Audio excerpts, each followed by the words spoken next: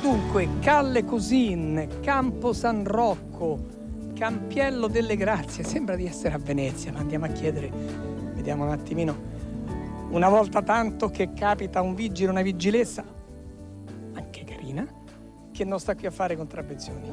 No. Vai. Io sto cercando il mercato del pesce, mi hanno detto che è qui vicino. Sì, è proprio fortunato, è qui a pochi metri. Io qui? sto andando di servizio in quella direzione, se ha piacere l'accompagno volentieri, facciamo 4 passi insieme. E vi pare che non mi faccia piacere, no?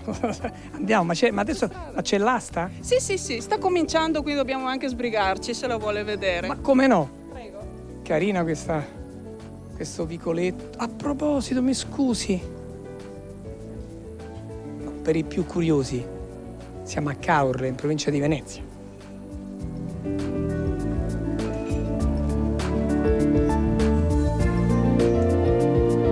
Ed eccoci arrivati qui nel porto peschereccio di Caorle. Quanti sono i pescherecci? Abbiamo circa 140 barche che compongono la flotta peschereccia del nostro comune. Che dimensioni hanno? Sono delle dimensioni non grandi, medie dimensioni, tant'è vero che si trattengono per la pesca fuori mare soltanto nell'arco della giornata. Ecco, ma gli orari per i turisti che volessero venire qui in porto? Sì, è un po' la caratteristica effettivamente del nostro porto peschereccio, intorno alle 3:30, 4 quando cominciano ad arrivare tutti i pescherecci. Il pomeriggio, non la notte, il pomeriggio. Il pomeriggio, mi raccomando.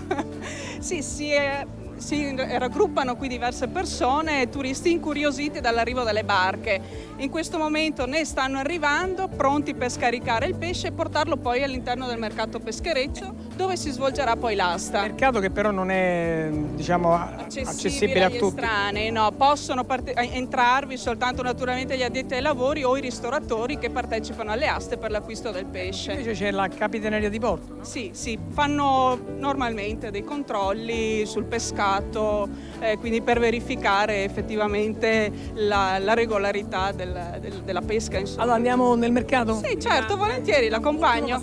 Sì, volentieri. Floriana è la direttrice, lei? Molto piacere.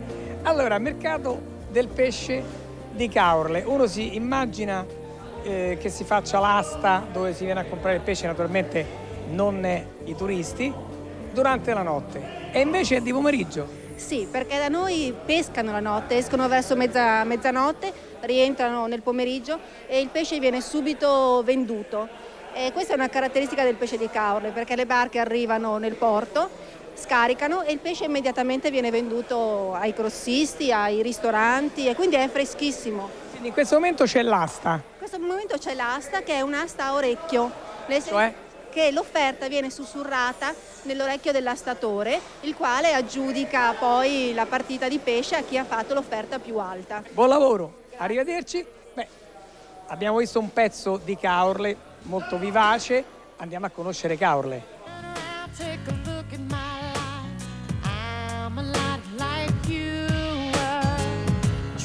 Fondata più di 2000 anni fa, Caorle si sviluppa sulla costa alla foce del fiume Livenza e si caratterizza come importante centro peschereccio e balneare. La cittadina è conosciuta come la Venezia in miniatura e l'appellativo non poteva essere più indovinato.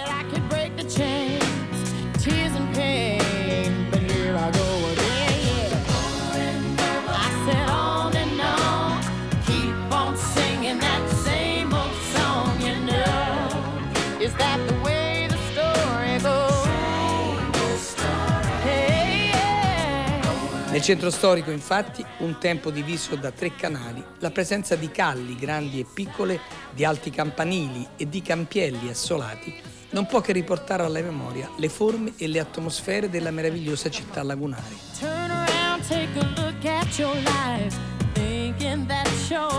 Nelle sue strade tranquille e chiuse al traffico, su cui si affacciano case dipinte con i vivaci colori della tradizione veneziana, si può passeggiare in tutta tranquillità, sostando in uno dei tanti negozi o in un bar.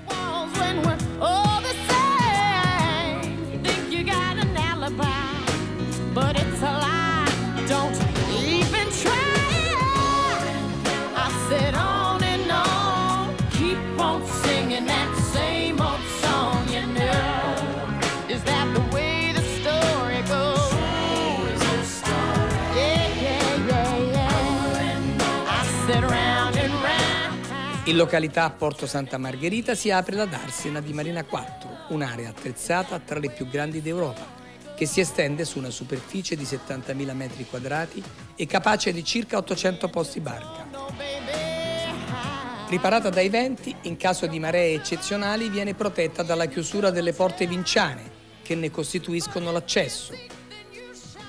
In totale, il litorale di Caorle offre agli amanti della nautica da diporto circa 2.000 posti barca. E qui a Caorle subito ci ha attratto una curiosità. Ecco, guardate che bello questo delfino. Siamo ai bordi di una bellissima scogliera, una scogliera però particolare. Perché?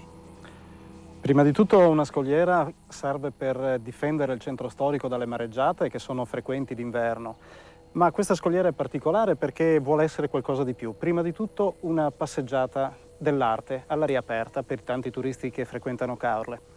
Quest'idea è nata nel 93, quindi neanche 10 anni fa. Quest'anno al fine giugno si terrà la 10ª edizione di questo, che è diventato negli anni un premio internazionale di scultura all'aria aperta.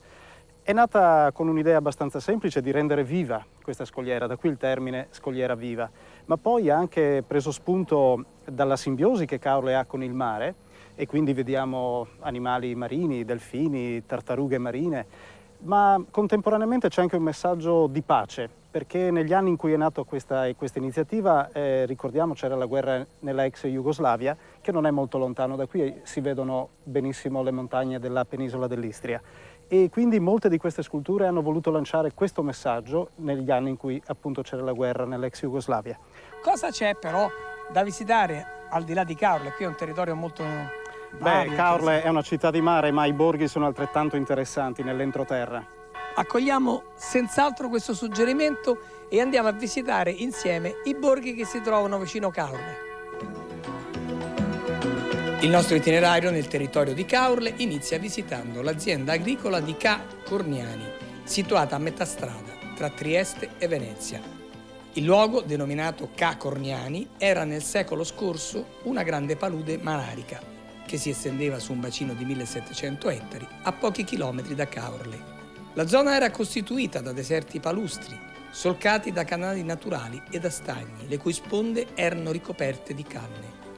Dopo il 1851 ebbero inizio i lavori di bonifica che risanarono la zona e dettero vita a un'importante azienda agricola per la produzione di cereali e dove furono impiantati estesi vigneti.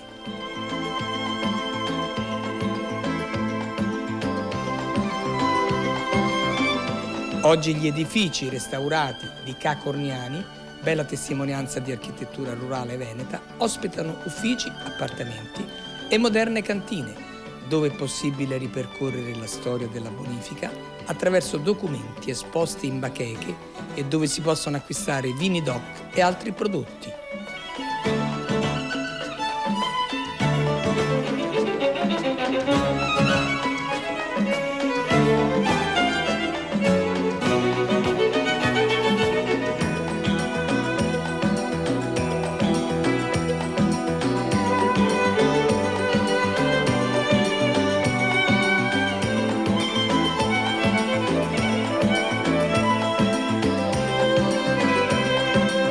Lasciata Ca' Corniani, viaggiamo lungo un canale che si addentra nella valle, fino a raggiungere il borgo di San Gaetano, costeggiando le mura della vecchia casa padronale. Sono questi i luoghi dove fin dal 1948 soggiornò in più occasioni Ernest Hemingway, incantato dalla natura e dai silenzi delle valli dove si svolgevano le sue lunghe battute di caccia.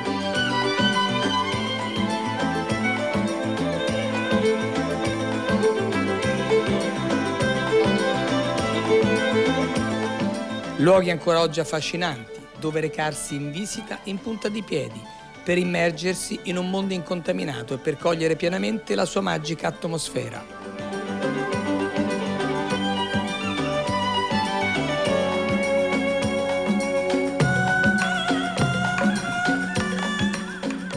E intanto siamo arrivati a Porto Santa Margherita di Caorle, in questa darsena, una delle due. Questa è la più antica, ma è anche una delle più comode, potete dire e delle più capienti d'Europa, più di 800 posti barca, il mare è facilmente raggiungibile e qui noi abbiamo un appuntamento con un personaggio unico.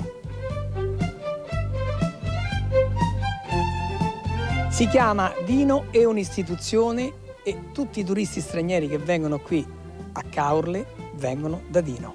Salve Dino. Buongiorno. Possiamo saltare? Sì, una mano nella mia spalla. Beh. Eccola, lei può sedersi Allora, o stare in piedi come vuole. Io vorrei subito chiedere, vogliamo cominciare a partire? Magari visitiamo la Darsena intanto? Sì, a vostra disposizione.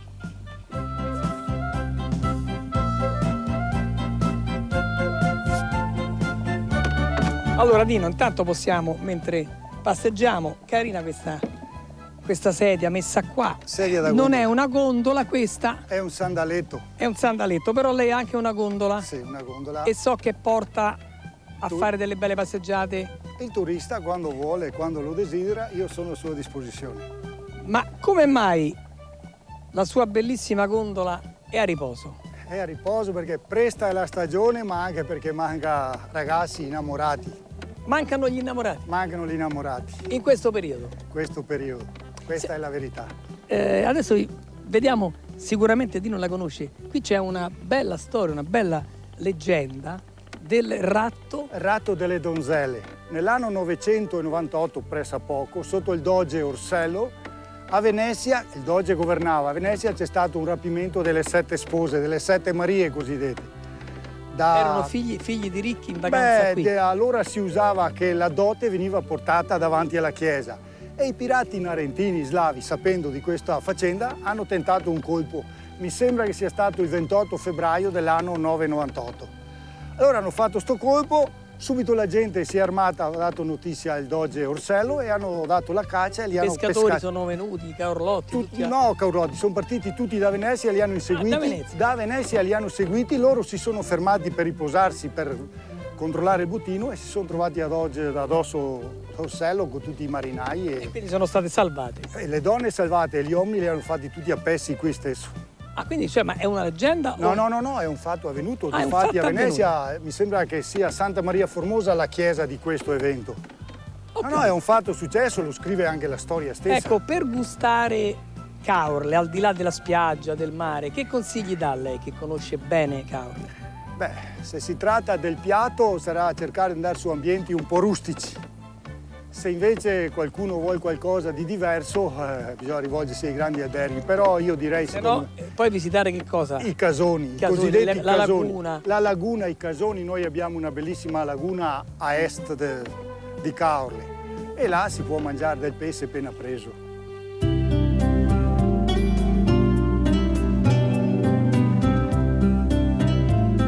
Sicuramente per molti telespettatori che hanno seguito questo nostro viaggio nella provincia di Venezia, Caorle, sarà una scoperta. Una scoperta perché qui, come abbiamo detto, sono preponderanti i turisti che vengono dalla Germania, poi anche dall'Austria, ma anche da altri paesi dell'Europa. Gli italiani cominciano a scoprire Caorle e quindi vorremmo rivolgere un invito a chi verrà a Caorle a trascorrere un periodo di soggiorno durante la prossima estate a non partire senza aver visitato e vissuto la laguna. Ecco, la laguna con i suoi casoni, appunto con le sue atmosfere di un tempo. Ci sono molte escursioni in barca.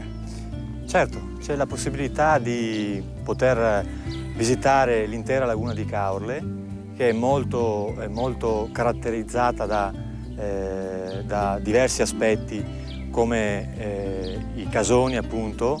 Quello alle mie spalle è un classico casone di Caorle. Sono vecchie abitazioni di pescatori che utilizzavano proprio per viverci queste abitazioni.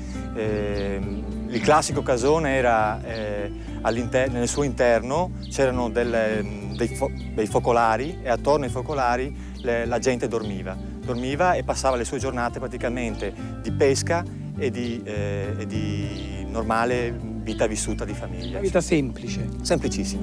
Ricordo che in queste zone lo stesso Hemingway ha passato parte della sua vita, ha scritto Al di là del fiume tra gli alberi, uno dei romanzi più importanti della sua carriera letteraria. Lui stesso mette in evidenza in questo romanzo quelle che sono le peculiarità della laguna di Caorle, cioè la natura, la bellezza dei tramonti, la bellezza delle albe. Qui siamo attorniati in questo momento da galline che stanno camminando qui intorno, molti gatti, ma soprattutto stiamo sentendo un profumo che arriva da questo casone. Sì, Caorle è anche uno degli aspetti più tipici è proprio quello della cucina. E forse il piatto forte di Caorle è proprio il brodetto di Caorle. Un brodetto che, come ricetta, così in maniera molto veloce, è a base giustamente di pesce di laguna normalmente. Poi ricordiamo anche le grigliate miste di pesce che sono famose e abbondanti sempre qua in queste case tipiche di Caorle. Quindi non è difficile venire qui e gustare oltre che... Non è difficile sicuramente. Questo ambiente anche la cucina. La cucina, certo. Grazie. E il nostro viaggio per oggi termina qui. Osvaldo Bevilacqua vi ringrazia per essere stati con noi e vi dà appuntamento domani alla stessa ora. Arrivederci.